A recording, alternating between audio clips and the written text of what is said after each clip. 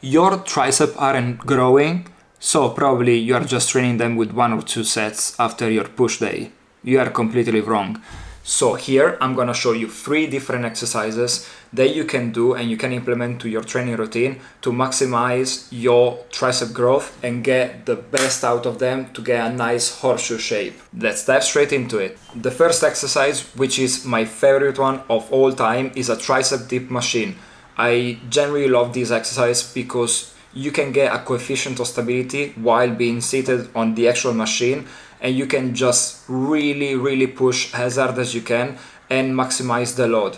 Yes, you can either do a normal dip, body weight, or either a weighted dip. The actual progression though, it will be much slower, and of course you need to keep in consideration that your body swings during the movement, so you don't have the full isolation of your tricep while working on that.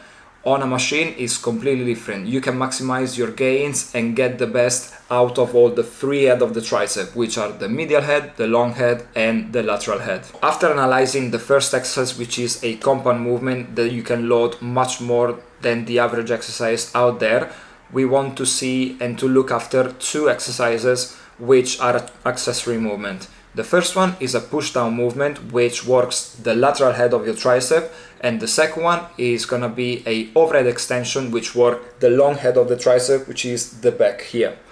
So the first one, you can actually see this exercise done in a shit ton of ways, but the most famous one is the single rope. Again, it's not a bad exercise, but in my opinion is not the optimal one.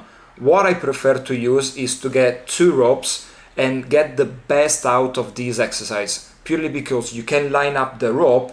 In this case, I'm gonna be pulling this direction, the rope follows my muscle fiber, and this way will allow you to get the maximal tension into your tricep. The second exercise is an overhead extension. Imagine that we are working in this position and we extending overhead. In this case, we're gonna be working the back of your tricep, which is the long head. Here, we want to actually maximize the stretch of this portion of the tricep.